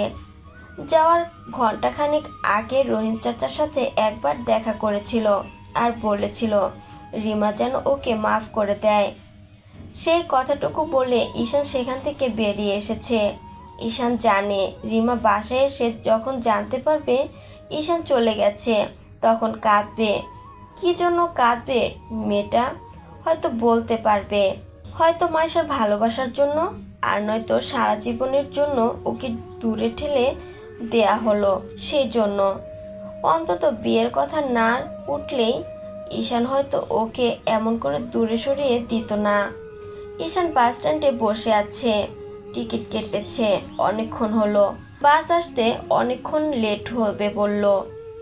মেয়েটা এখনো বাবাইয়ের গলা জড়িয়ে ধরে ওকে হাজারটা কথা বলছে। মামুনি কেমন হবে, মামুনি ওকে ভালোবাসবে কিনা, এইসব নিয়ে প্রশ্ন করছে। কিন্তু ঈশান জবাব দিতে পারেনি। 15 মিনিট বাদেই বাসটা আসলো। ঈশান খেয়াল করে দেখলো মেয়ে ঘুমিয়ে পড়েছে। ঈশান ওকে বুকের মাঝে নিয়ে মাথায় হাত বুলিয়ে দিতে লাগলো। মেয়েকে বুকে জড়িয়ে ধরে একটা সময় নিজেও ঘুমিয়ে পড়ে। পরদিন কন্ট্রাক্টরের কথার শব্দে যখন ঘুম ভাঙে তখন খেয়াল করে দেখে যে সকাল 6টা বাজে। অনেক যাত্রী বেরিয়ে যাচ্ছে, আবার অনেকেই একদম লম্বা ঘুম দিয়েছে। ঈশান কন্ট্রাক্টরের কথাতে ইশারায় ওনাকে থামতে বলল। মেয়ে ঘুমিয়ে আছে দেখে লোকটা একটু মুচকি হেসে চলে যেতে ঈশান নিচে নেমে আসতেই কন্ট্রাক্টর লোকটা ওর ব্যাগটা ধরিয়ে দিল। ঈশান হেঁটে এসে একটা রিকশার সামনে দাঁড়ালো। ভদ্রলোককে ওর বাসার ঠিকানা বলতেই ভদ্রলোক সেই দিকে যেতে লাগলো। এই 3টে বছর শহরের অনেক কিছুই পরিবর্তন হয়েছে। মানুষগুলো কেমন অচেনা লাগছে। এক সময় এই শহরটাকে কেমন আপন মনে হতো, আর আজকে সব থেকে এত দূরে চলে গিয়েছিল। জানে না বাসায় যাবার পর সবাই ওকে দেখে কীরকম আচরণ করবে, নাকি আবার সেই আগের মতোই ওকে ভুল বুঝবে, ওকে হাজারটা বাজে কথা বলবে। এবার মেয়ের সামনে যদি এরকম কিছু করে তাহলে ওর ওপর সবচেয়ে বাজে প্রভাব পড়বে। কারণ বাচ্চাদের সামনে যা বলা হয়, যা করা হয়, বাচ্চারা সেটা খুব গভীরভাবে মনোযোগ দিয়ে শোনে আর মনে রেখে দেয়। ঈশান কথাগুলো ভাবছিল। মেয়েটা এখনো বাবার গলা জড়িয়ে ধরে ঘুমিয়ে আছে। তারপর যখন বাসার সামনে আসলো, ঈশানের হাত পাগুলো কেমন অসাড় হয়ে আসছিল। ভয়ে হাত পা কাঁপতে আরম্ভ করেছিল। বারবার মনে হচ্ছিল যে এখন হয়তো আবারও দ্বিতীয়বার জীবনের সবচেয়ে বাজে পরিস্থিতির মুখে পড়তে চলেছে। তারপরেও ঈশান মেয়ের মুখের দিকে তাকিয়ে হলেও অন্তত এখন ওকে চুপচাপ থাকতে হবে। অন্তত কয়েকটা দিন এখানে থাকবে। যদি মনে হয় যে মেয়ে এখানে থাকতে পারবে, সবটা ভুলে যাবে, তাহলে চেষ্টা করে দেখবে। ওরা ঈশানের সাথে থাকতে চায় কিনা ছেলেটা জানে না। পরিবারের মানুষগুলো ওকে আগের মতোই ঘৃণা করবে। তারপরেও সবার কাছে হাজার জোর করে রিকোয়েস্ট করবে যেন ওর মেয়ের সামনে ওকে কোনো বাজে কথা না বলে, আড়ালে আবডালে ওকে যা খুশি তাই বলতে পারে। ঈশানের মাথায় এইসব আজে বাজে চিন্তা ঘুরছিল আর ভাবছিল অন্তত যেই কয়টা দিন এখানে আছে সে কয়টা দিন এসব মুখ বুজে সহ্য করে নিতে হবে, তাই নিজেকেও মানসিকভাবে প্রস্তুত করছিল। আমার মেয়ের একটু ভালোর জন্য সব কিছু করতে পারি। যে মেয়েকে বাঁচানোর জন্য এখান থেকে যেতে বাধ্য হয়েছিলাম, আবার সেই মেয়েকে একটু ভালো রাখার জন্য এখানে এসে সবার হাজারটা কথা শুনতেও পারি। কথাগুলো ভেবেই ঈশান বাসার কলিং বেল কয়েকবার বাজিয়ে ফেলল। মেয়েটা এখনো ঘুমিয়ে আছে। এত সকাল সকাল মাইশার ঘুম ভাঙে না। ঈশানের আরও কয়েকবার বেল বাজানোর মাঝখানে কি একজন দরজা খুলল। ঈশান সেদিকে তাকিয়ে দেখল সামনে ভাবি দাঁড়িয়ে আছে। ঈশান ভাবির দিকে একবার তাকিয়ে মাথা নিচু করে ফেলল। ভাবি ফেল করে ঈশানের দিকে তাকিয়ে রইল। ঈশানের বেশি অস্বস্তি ফিল হচ্ছে। এর মাঝখানে আম্মুর ডাক কানে ভেসে আসলো। মীরা, কে এসেছে? ভাবি আম্মুর কথা শোনার সাথে সাথে পেছন দিকে ফিরে বলতে লাগলো। আম্মু, একবার এদিকে আসো তো। ভাবির কথার শব্দ ঈশানের বুঝতে বাকি রইল না। এখনই গন্ডগোলটা পাকাবে, তাই ঈশান বলতে লাগলো। ভেতরে আসতে পারি? ঈশান জানে এই বাড়ির সব দায় দায়িত্ব আর অধিকার থেকে ওকে বঞ্চিত করে দেওয়া হয়েছে অনেক আগেই, আর সেজন্যই বাসা থেকে এতদিন দূরে ছিল। যদি সবাই ওর খোঁজ খবর করত কিংবা ওর সাথে যোগাযোগ করে বলতো বাসায় চলে আসতে, ঈশান চলে আসতো। কিন্তু আজকে পরিস্থিতির শিকার হয়ে ঈশানকে আসতে হয়েছে। ঈশানের কথায় ভাবি সামনে থেকে সরে দাঁড়াতেই ছেলেটা কয়েক পা হেঁটে সামনে আসতেই আম্মু এসে সামনে দাঁড়ালো। ঈশানের দিকে একবার তাকাতেই ছেলেটা খেয়াল করলো আম্মু অসহায় চোখে তাকিয়ে আছে। আম্মুর দিকে তাকিয়ে ঈশান চোখ জোড়া নামিয়ে নিল। তখন ঈশান অসহায় কণ্ঠে বলতে লাগলো। আম্মু, মেয়েটা বড্ড কান্নাকাটি করছিল। কাল কয়েকটা বার কান্না করতে করতে সেন্সলেস হয়ে পড়েছে। ভাবলাম যদি তোমাদের কাছে আসি, এতগুলো মানুষ দেখলে হয়তো কান্নাকাটিটা কম করবে। আমি জানি তোমাদের আমার সাথে থাকার কোনো ইচ্ছে নেই, তারপরও অন্তত কয়েকটা দিন আমাকে এখানে একটু থাকতে দেবে? আমি কথা দিয়েছি কয়েকটা দিন পর আমি নিজে থেকে এখান থেকে আবার চলে যাব। ঈশানের কথায় আম্মু কি ভাবলো কে জানে। তবে ঈশান খেয়াল করলো আম্মুর চোখ দিয়ে পানি পড়ছে। আম্মু এবার ফুপিয়ে কেঁদে উঠতেই ঈশান খেয়াল করলো মেয়েটা নড়ে চড়ে উঠছে। ঈশান মেয়ের মাথায় হাত দিয়ে বলতে লাগলো। আমি কোনো অধিকারে কিংবা সম্পত্তির হিসাব নিকাশ করতে আসিনি আম্মু। আমাকে কয়েকটা দিন এখানে একটু থাকতে দাও। আমি কথা দিচ্ছি মাসের কান্নাকাটি বন্ধ হলে আমি আবার এখান থেকে চলে যাব। আম্মু ভাবি ঈশানের সামনে দাঁড়িয়ে রইল। 15 মিনিট যাবৎ ঈশানের সাথে আম্মু ভাবি কেউই কথা বলল না। ঈশান তাতেই বুঝতে পারলো ওরা খুশি হতো দূরের কথা, এতদিন বাদেও ওকে দেখে খুব বেশি বিরক্ত। 3টে বছর পরেও ওরা এতটাই রাগ করে থাকবে ঈশানের সেটা জানা ছিল না। ছেলেটা ব্যাগটা হাতে নিয়ে যখন পেছন দিকে ফিরে দরজার দিকে হাঁটতে যাবে, তখনই কেউ ব্যাগটা নিয়ে নিল। ঈশান পেছন ফিরে দেখলো আম্মু হাত থেকে ব্যাগটা নিয়ে নিয়েছে। আম্মু এগিয়ে এসে ছেলেটার মুখের পাশে হাত রেখে ফুপিয়ে কেঁদে উঠল। ঈশান একটু হাসার চেষ্টা করতেই চোখ থেকে শুধু পানি বেরিয়ে আসলো। মেয়েটা বারবার নড়ে চড়ে উঠছে। তখন ঈশান ওর মাথায় হাত রেখে বলতে লাগলো। আমি এখানে আসাতে তুমি খুশি নাও। আমি কথা দিচ্ছি আমি এখানে থাকতে আসিনি আম্মু। ঈশান এখান থেকে চলে যাবার পর মাইশার সাথে কি হয়েছে, ওর সাথে কি হয়েছে সব ঘটনা বলল। গত 2 দিন আগে যে মেয়েটার বিয়ে হয়ে গেছে সেটাও বলল। এরপর থেকে মেয়েটা পাগলামি করছে, সেজন্য হয়তো ওকে আসতে হয়েছে।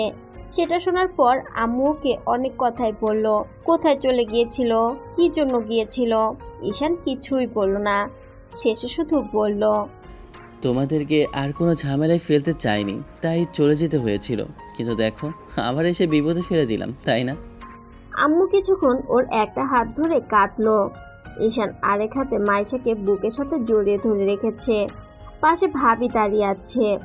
ভাবি যে ঈশান ফিরে আসাতে খুব বেশি খুশি নয়, সেটা ওনার মুখ দেখেই বুঝতে পারছে ছেলেটা।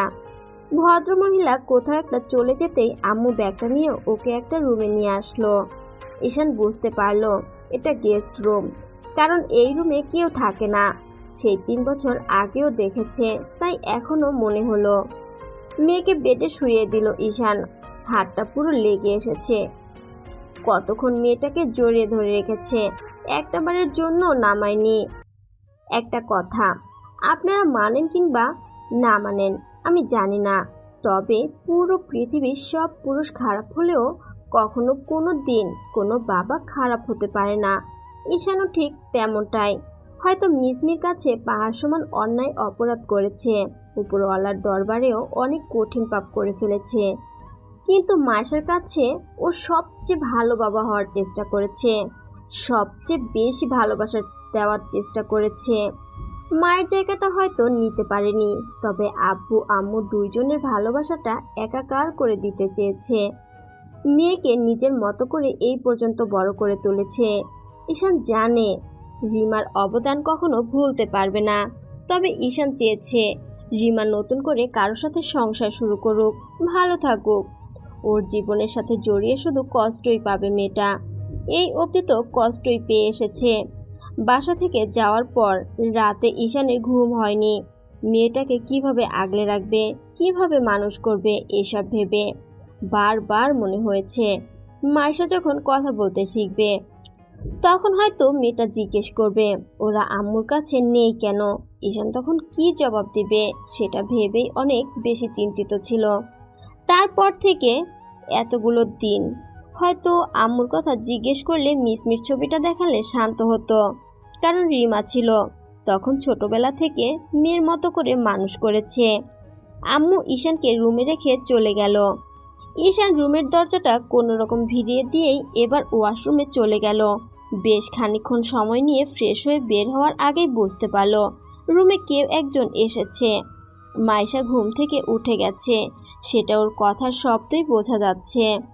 কথাটা স্পষ্ট না, তবে কেউ একজন এসেছে। আম্মু আসলো নাকি আবারও, হয়তো নাতনির সাথে কথা বলছে। ঈশান বাইরে বেরিয়ে এসে দেখলো মিসমি বেডের এক সাইডে বসে মাইশাকে বুকের সাথে জড়িয়ে ধরে হাউমাউ করে কাঁদছে। ঈশান অবাক হয়ে গেল, ভাবতে পারেনি যে মিসমি মেয়েটা এখানে আসবে, আর আসলোই বা কোথা থেকে। মেয়েটার তো এতদিনে এই বাসাতে থাকার কথা না, মেয়েটা তো চলে যেতে চেয়েছিল। হয়তো ওকে মৃত ভেবে এতদিনে বিয়েটাও করে নিয়েছে, কিন্তু এখানে আসলো কি করে? তাহলে কি ভাবি ওকে খবর দিল? দিতেও পারে, কিন্তু এত তাড়াতাড়ি মেয়েটা এই বাসাতে আসলো কি করে? হাজারটা প্রশ্ন মাথার মধ্যে ঘুরপাক খাচ্ছে। মিসমি কান্না করে করে ওর মেয়েটাকে হাজারটা কথা বলছে, বুকের মাঝে জড়িয়ে ধরছে, আবার বারবার ছাড়িয়ে নিয়ে সারা মুখে চুমু দিচ্ছে। ঈশান ওদের থেকে কিছুটা দূরে দাঁড়িয়ে রইল। মিসমি ঈশানের উপস্থিতি টের পেয়ে ওর দিকে ফিরে তাকাতেই মাইশা বাবাকে দেখে বলতে লাগলো, বাবাই, এইটা আমার মামনি।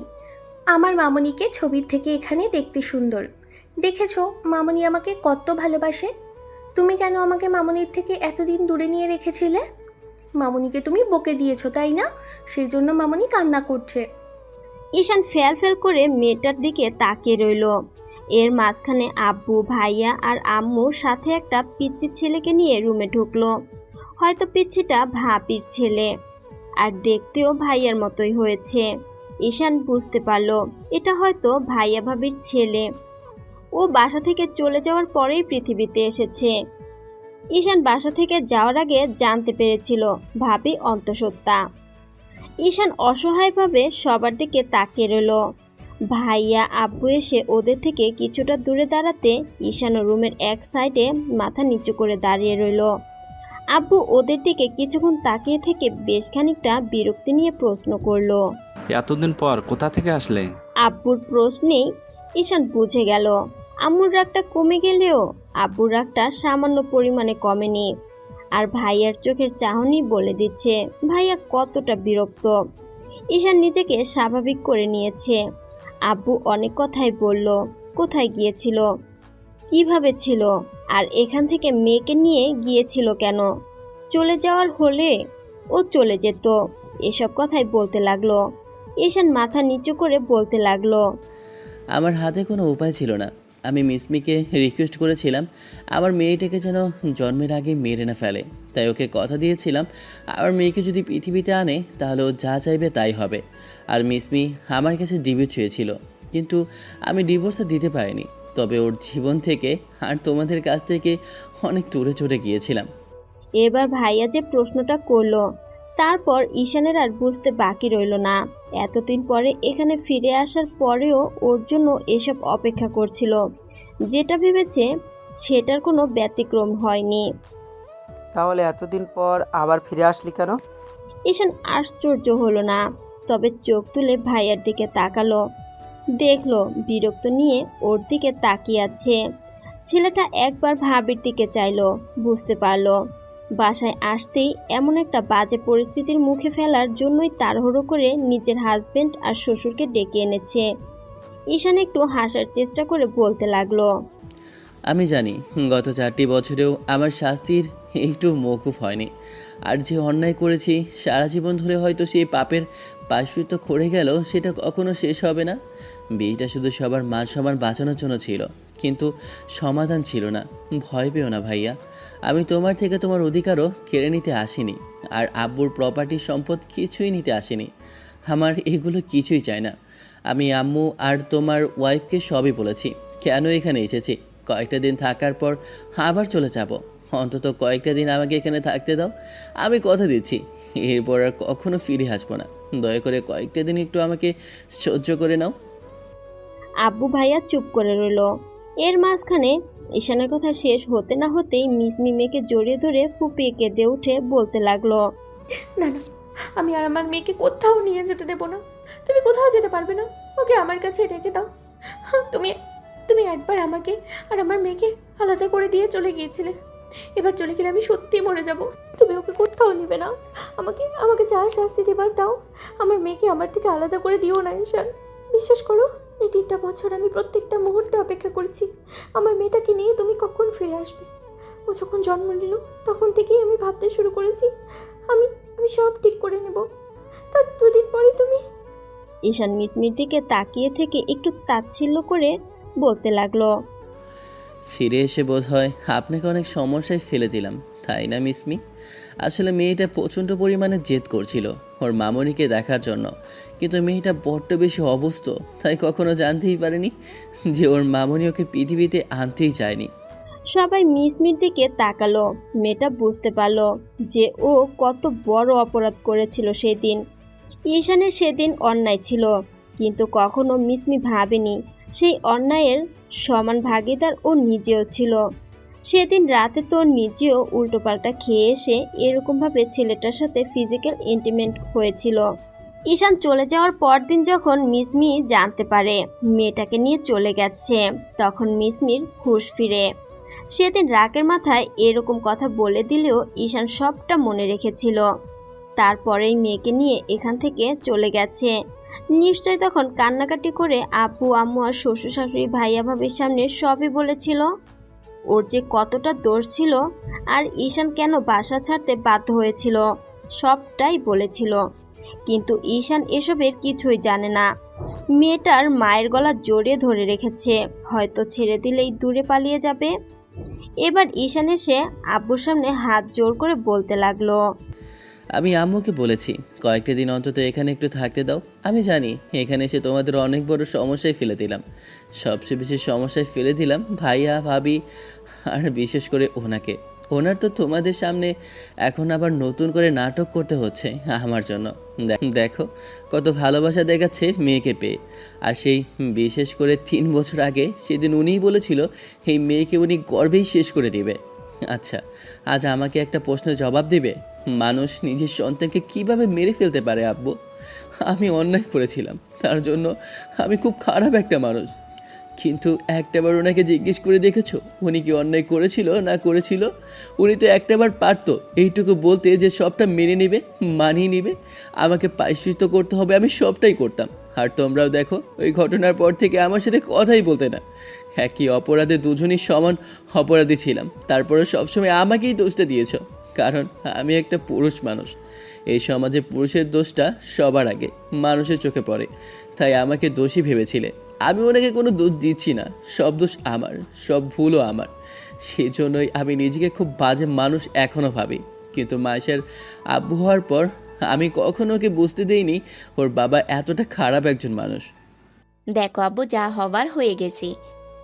মিসমি আমাদের সেদিন সবটাই বলেছে। তুমি চলে যাবার পর ও কান্না করে বলেছিল ওর মেয়েকে ফিরিয়ে দিতে। প্রথমে হয়তো রাগের মাথায় এরকম কথা বললেও কিন্তু মাইশার জন্ম নেওয়ার পরে নিজের ভুলটা বুঝতে পেরেছিল। কিন্তু ততদিনই তোমরা দূরত্ব বজায় রেখে চললে।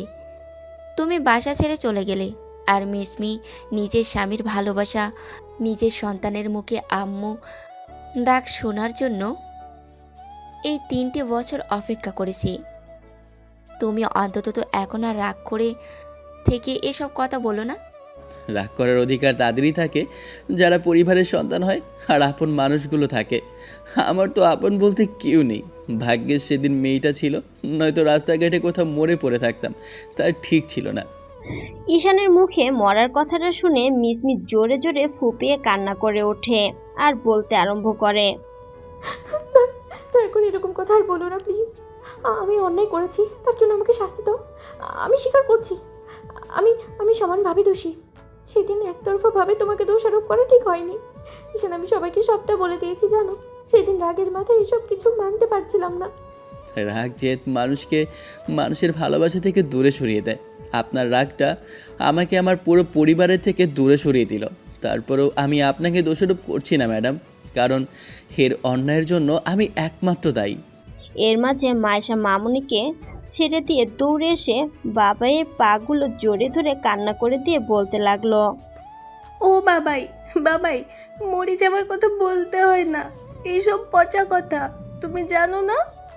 ঈশান মেয়ের সামনে হাঁটু ভেঙে বসে ওর চোখের পানি মুছে দিয়ে মেয়েটাকে জড়িয়ে ধরে মাথায় হাত বুলিয়ে দিয়ে বলতে লাগলো, তোমার বাবাই অনেক বাজে মানুষ মামুনি, সেজন্য তোমার বাবার সাথে কেউ থাকতেই চায় না। দেখো, সেজন্য আমাকে তোমাকে এখান থেকে নিয়ে চলে যেতে হয়েছিল। তোমার বাবাই এত বড় অন্যায় করেছে, যার প্রায়শ্চিত্ত সারা জীবন ধরে দিলেও শেষ হবে না। তুমি তো আমার ভালো বাবাই, কে বলেছে তুমি পচা, তুমি বাজে? তুমি সবার থেকে বেস্ট বাবাই। তুমি আমাকে কত ভালোবাসো, আমি যা চাই সেটাই দাও। আমি একবার বলতেই তুমি মামুনির কাছে আমাকে নিয়ে এসেছো, তাই না বলো?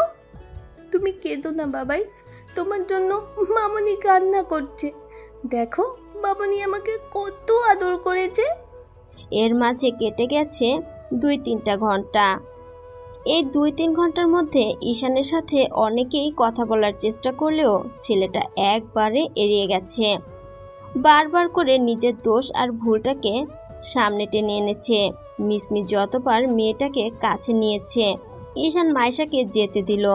মিসমি ঈশানের কাছে 1000বার মাফ চেয়েছে, কথা বলার চেষ্টা করেছে, কিন্তু ঈশান নিজেকেই দোষারোপ করেছে, ওকে তাচ্ছিল্য করে দূরে ঠেলে দিয়েছে আর বারবার মনে করিয়ে দিয়েছে সেদিন ঈশান মেয়েকে বাঁচিয়ে রাখার জন্য ওর পায়ে পর্যন্ত ধরেছিল। একজন স্বামী হয়ে স্ত্রীর পায়ে হাত দেওয়া কি খুব বেশি গর্বের কাজ ছিল? সেটা মনে করেই চোখ দিয়ে পানি পড়ছিল ছেলেটার। কথাগুলো ভাবছিল ঈশান, আর চেয়ে থেকে মেয়ে আর মায়ের ভালোবাসা দেখছে আর বুঝতে পারছিল মাইশার জন্য মিসমির মনে এই মুহূর্তে যা আছে সেটা কোনো প্রকার নাটক নয়। ঈশান প্রথমে ভেবেছিল মেয়েটা নাটক করছে, তারপর যখন শুনলো মিসমির সবটা বলে দিয়েছে তখনই মনে হলো যে অন্তত আর যাই হোক মেয়েটা নাটক করছে না। মিসমির সাথে মাইশা খুব অল্প সময়ে মিশে গেলেও ঈশানের হাতেই খাবারটা খেয়েছে। ঈশান এখনও বেডের এক সাইডে বসে মামের এমন দুষ্টু মিষ্টি খুনসুটি দেখছে।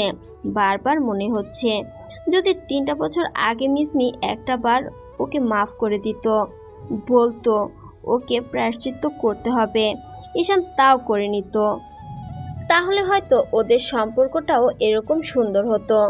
ঈশান সবার সাথেই থাকতো। কিন্তু মাঝখান থেকে কেটে গেল 4টে বছর। প্রায়শ্চিত্ত করার চেষ্টা করেও তো পারেনি, উল্টো ওকে মেয়েকে নিয়ে দূরে চলে যেতে হয়েছিল। আবার না সেই কাজেই করতে হয়। ঈশান বসে আছে, এর মাঝখানে আম্মু রুমে আসলো। ছেলেকে এমন চুপচাপ বসে থাকতে দেখে আম্মুর পাশে বসে মাথায় হাত রেখে বলতে লাগলো, এসেছো অনেকক্ষণ হলো, চলো সকালের খাবারটা অন্তত তো খেয়ে নিবে। আমি ঠিক আছে আম্মু, আমি বাইরে গিয়ে কোথাও খেয়ে নেব। আম্মু বুঝতে পারলো ঈশান পরিবারের প্রত্যেকটা মানুষের ওপর এখনো রাগ করে আছে, তাই এরকম কথা বলছে। আম্মু একটু অসহায়ভাবে বলল, এরকম রাগ করে থাকতে হয় না আব্বু। দেখো তোমার আব্বু ভাইয়া সবাই সত্যিটা জানতে পেরেছে, শুধু তোমার একার দোষ দিয়ে তো লাভ নেই। আর যেটা হয়েছে সেটার জন্য এতগুলো দিন শাস্তি পাওয়া যায়টা যথেষ্ট। এখনও যদি মিসমি নিজের ভুলটা বুঝতে না পারে আর তোমাকে যদি আটকাতে না পারে, তাহলে আমার আর কিছু বলার নেই। তবে আমি আমার ছেলেকে আর কোথাও যেতে দিচ্ছি না। এত সব কিছু বোঝে গেল এত তাড়াতাড়ি, অথচ সেদিন তো হাজারবার মাপ চেয়েছিলাম, অনেকবার। একটা বছরে কথা বলার চেষ্টা করেছিলাম, মুখটাও তো দেখতে চাওনি কখনো। ঈশান আম্মুকে কথাগুলো বলল, কারণ আম্মু যেরকম বিহেভ করছে ঠিক তেমনটাই বলল। ঈশানের মনে হচ্ছে আম্মু সেই দিন ওকে একটা বার ফেরাতে পারতো, অন্তত আম্মুর সাপোর্টটা ওর খুব বেশি প্রয়োজন ছিল। অনেক জোরাজোরির পরে ঈশান খাবার টেবিলে গেল, তবে আব্বুকে দেখে মাথা নিচু করে কোনো রকমে বসে রইল।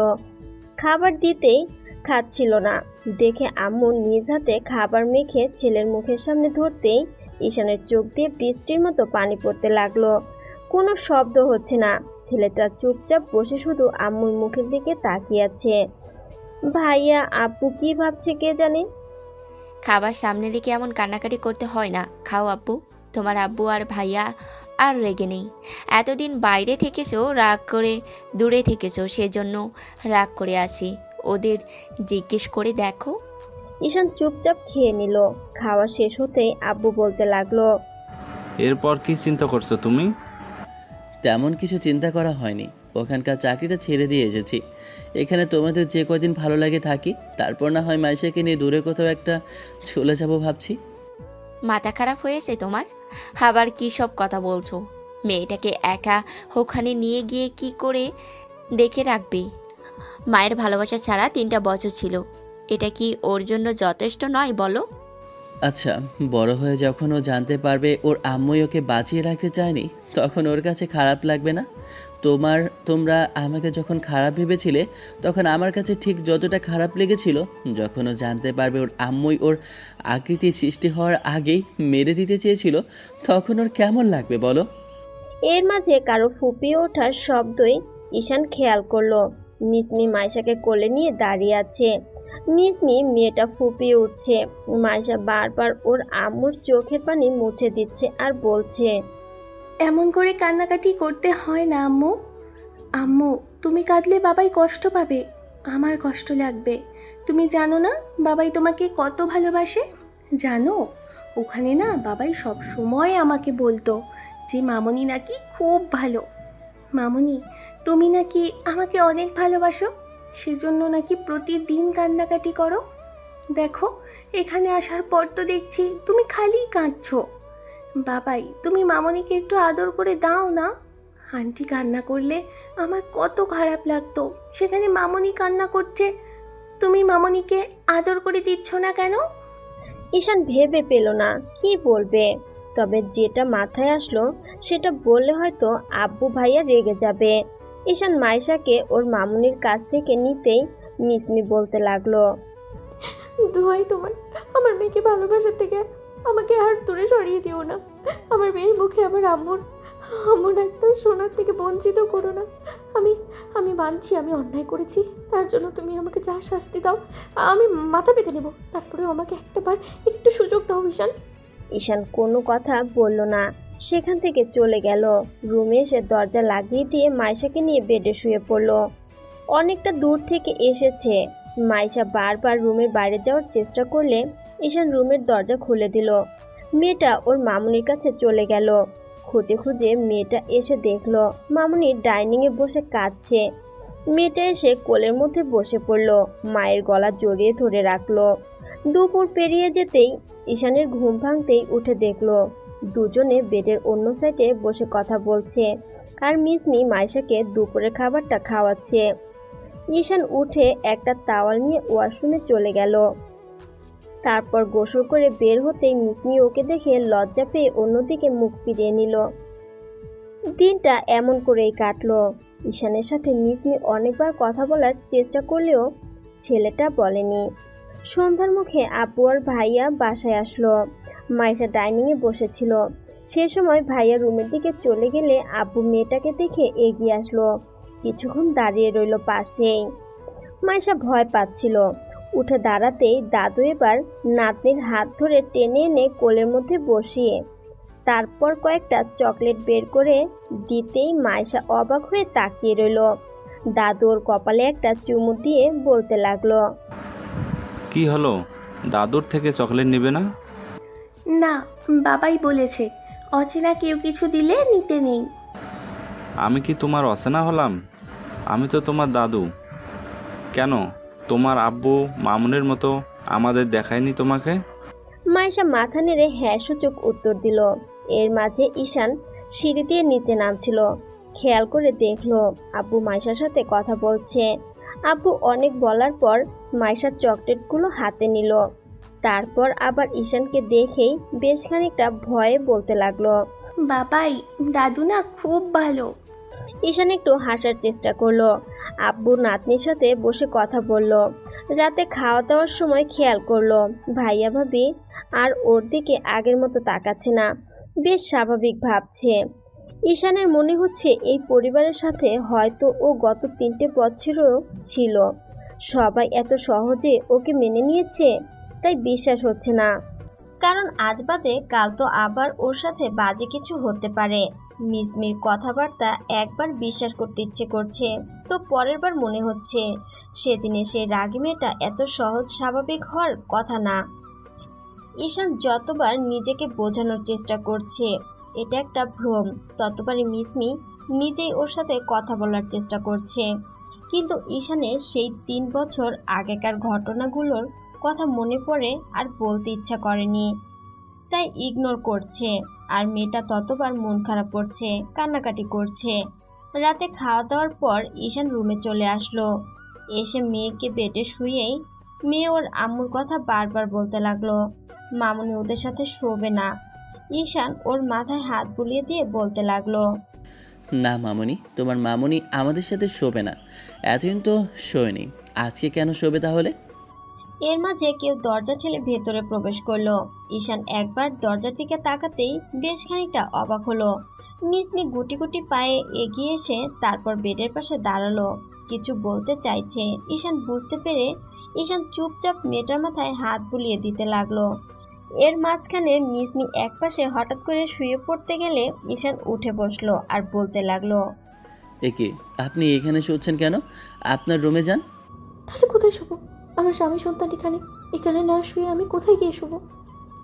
ঈশান একবার মেয়ের দিকে তাকালো, অন্যদিকে মিসমি উত্তরের অপেক্ষায় আছে।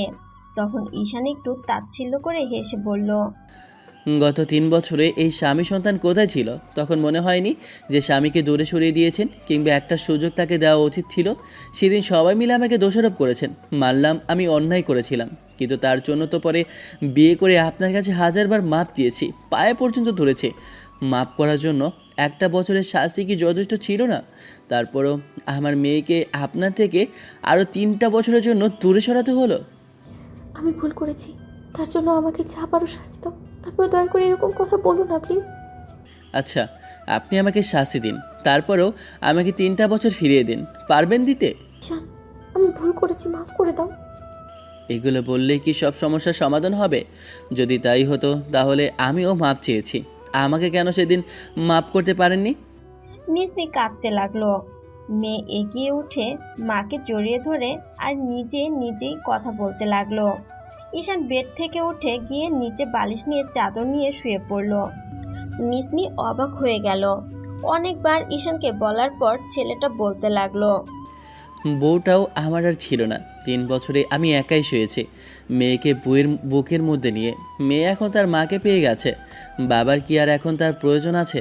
পারলে মেয়েকেও আমার থেকে কেড়ে নিয়ে রেখে দাও এখানে, আমি একাই চলে যাই। ঈশান কথাগুলো বলেই অন্যদিকে ফিরে শুলো। মিসমি মাইশাকে বুকের মাঝে জড়িয়ে ধরে নীরবে চোখের পানি ফেলতে লাগলো। ওকে অবহেলা করার জন্য এটা তো যথেষ্টই কারণ ছিল। তাছাড়া এতদিন ধরে ছেলেটার সাথে যা করে এসেছে তাতে কি এগুলো যথেষ্ট নয় ওকে অবহেলা করার জন্য? মিসমি সারা রাত ঘুমাতে পারেনি। ভোর রাতের দিকে উঠে মোনাজাতে হাত তুলে মেয়েটা কান্নাকাটি করেছে।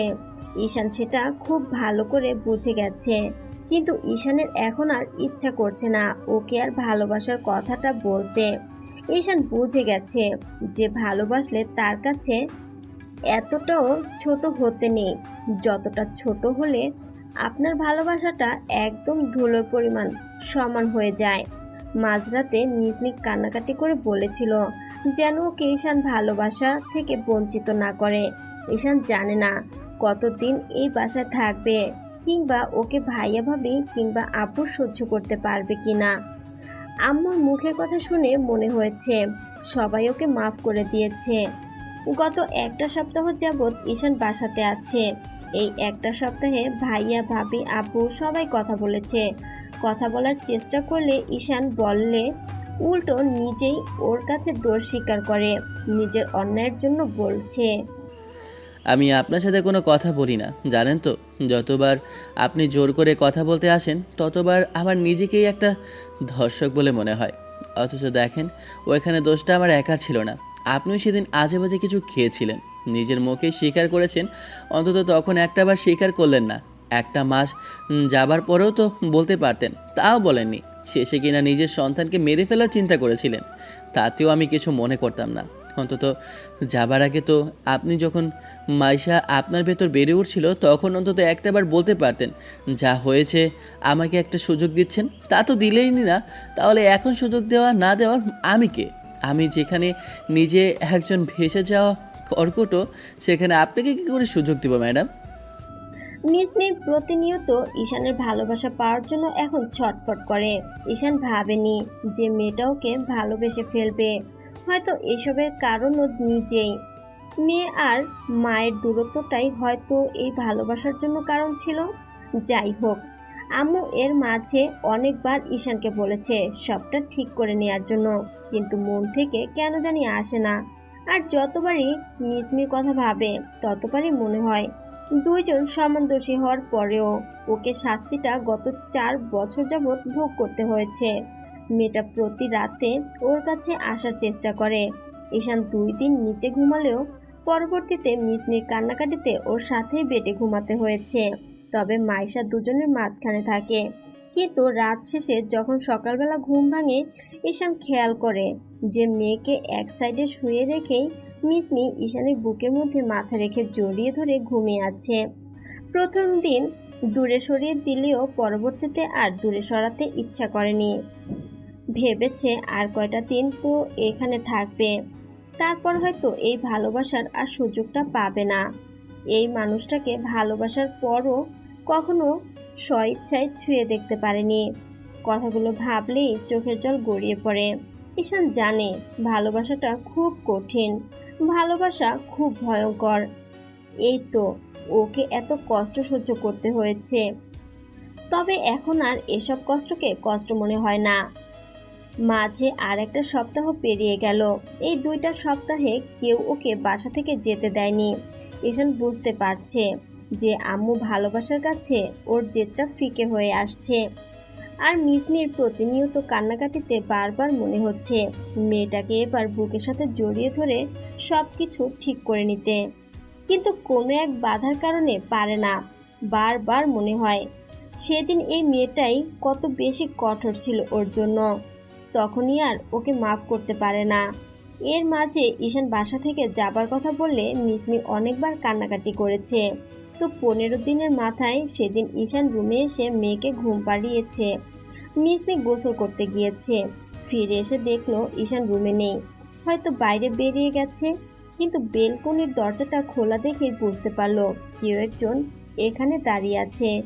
মিসমি গুটি গুটি পায়ে হেঁটে এগিয়ে আসলো, তারপর খেয়াল করে দেখলো ঈশান সামনের দিকে তাকিয়ে কিছু একটা ভাবছে। মিসমি ওর পাশে গিয়ে দাঁড়ালো। ঈশান আর চোখে একবার তাকিয়ে থেকে চোখ জোড়া ফিরিয়ে নিতেই মিসমি কিছু বলার চেষ্টা করেও পারছিল না। কোনো এক ভয়ে। তখন ঈশান বলতে লাগলো, আগে তো কত বাজে বাজে কথা মুহূর্তেই বলে ফেলতেন, এমন কোনো কথা ছিল না যেন আপনার মুখ দিয়ে বের হতো না। তাহলে এখন আবার এত আমতা আমতা করার মানে কি? মিসমি অসহায় চোখে তাকালে ঈশান আবারও তাচ্ছিল্য করে হেসেই বলতে লাগলো, ভয় নেই, আপনাকে বকাঝকা কিংবা রাগ যে দেখাবো না, এগুলো আমার দ্বারা হয় না। আমি রাগ অভিমান গত 4টা বছর আগেই ভুলে গেছি। এসব করার জন্য অধিকার লাগে, আমার সেই অধিকারটা নেই। আমি আমার দোষ স্বীকার করে নিয়েছি। আমি একাই দোষী ছিলাম। আমি কাউকে কষ্ট দিয়ে কিংবা কাউকে দোষ দিয়ে নিজে পার পেয়ে যেতে চাইছি না। আমি যেমন ছিলাম তেমনই আছি। এখন হয়তো সুযোগ পেলে আপনার উপর ঝাঁপিয়ে পড়তে পারি। আপনার কি একটু ভয় লাগছে না ম্যাডাম? ঈশানের কথাতে মিসমি ফুপিয়ে কেঁদে উঠল, সাথে সাথে তাকিয়ে রইল। এইসবে আবার কাদার কি হলো? একটা সময় তো ওকে কতবার এসব আজে বাজে কথা বলেছে, তার ঠিক নেই। আপনার মনে আছে একটা সময় এইসব কথা আপনি প্রতিনিয়ত আমাকে বলেছেন? কই, আমি তো তখন কাঁদিনি, কারণ আমি একটা পুরুষ মানুষ ছিলাম। তাই তো আর পুরুষ মানুষের অনুভূতি থাকতে নেই। সেজন্য আপনি প্রচুর পরিমাণে অবহেলা, অযত্ন আর অনাদরে দূরে ঠেলে দিয়েছিলেন, তাই না ম্যাডাম? ঈশান একটা দীর্ঘ নিঃশ্বাস ফেলল। এর মাঝখানে মিসমি হুটহাট করে পায়ের কাছে বসে পড়ে, পা দুটোকে শক্ত করে জড়িয়ে ধরে বাচ্চাদের মতো হাউমাউ করে কাঁদতে লাগলো। ঈশান কিছুক্ষণ চুপ করে রইল, তারপর মেয়েটাকে ছাড়ানোর চেষ্টা করতেই এর মাঝখানে মাইশা উঠে গেল। তারপর বেলকনিতে এসে বাবা মাকে এভাবে দেখে নিচেও কেঁদে ফেলল। মাইশা মামুনিকে এভাবে পা জড়িয়ে ধরে কাঁদতে দেখে ওর বাবার কাছে গিয়ে বাবার একটা পা ধরে নাড়িয়ে বলতে থাকে, বাবাই, ও বাবাই, তুমি মামনিকে কি বলেছো? দেখো মামনি কষ্ট পাচ্ছে, কান্না করছে। তুমি না ভালো বাবাই, তাহলে মামনিকে এত কষ্ট কেন দিচ্ছ? মামনিকে কষ্ট দিলে আমার খারাপ লাগে। তুমি জানো না মামনি কাঁদলে ভালো লাগে না? তুমি মামনিকে বলে দাও না মামনি যেন না কাঁদে। ঈশান, আমি মরে যাবো, তোমাকে ছাড়া একটুও থাকতে পারবো না। বিশ্বাস করো, এই 3টা বছরে আমি নিজেকে ঠিক কতটুকু অপরাধী ভেবেছি। যতটুকু যতটুকু তুমি ভেবেছিলে তার থেকে দ্বিগুণ আমি ভেবেছি। তুমি ফিরে আসলে একটা বার তোমাকে জড়িয়ে ধরবো, কিন্তু সেই সুযোগটাই তুমি আমাকে দিচ্ছ না।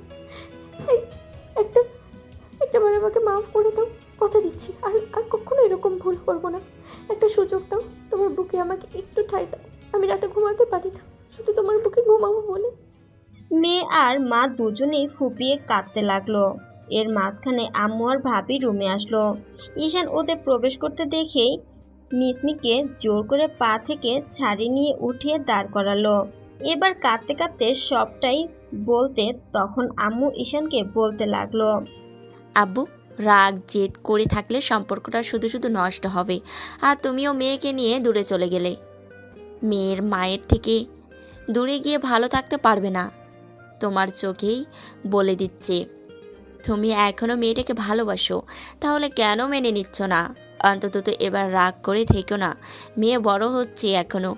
যদি জেদ করে বাবা মা আলাদা থাকে তাহলে দিন শেষে ও জানতে পারবে সবটা। এগুলো ওকে জানতে দিও না। যেটা হয়েছে সেটা ভুলে যাও। অন্তত তো এবার দুজনে একসাথে থাকার চেষ্টা করো। আর যা হয়েছে তার জন্য সবারই দোষ গুণ, সবাই ভুল করে মাফ করে দিয়ে এবার অন্তত তো সবটা ভুলে যাও। ভাবি অনেকবার রিকোয়েস্ট করলো, শেষে ঈশান বলতে লাগলো, ঠিক আছে, তোমার নাতনিকে একটু নিয়ে যাও, আমি দেখছি। ঈশানের কথাতে আম্মু একটা মুচকি আসলো। তারপর মাইশাকে নিয়ে চলে যেতে ঈশান এবার মিসমির সামনে এগিয়ে আসলো। ভাবলো রাগ করে থেকেই বা কি হবে, আর রাগ করে থেকে সত্যি সত্যি সম্পর্কটা নষ্ট হবে। আর মেয়েটা এই বাসায় আসার পর থেকে যতবার ওর কাছে কান্নাকাটি করেছে ততবার বলেছে ওকে ছাড়া বাঁচতে পারবে না।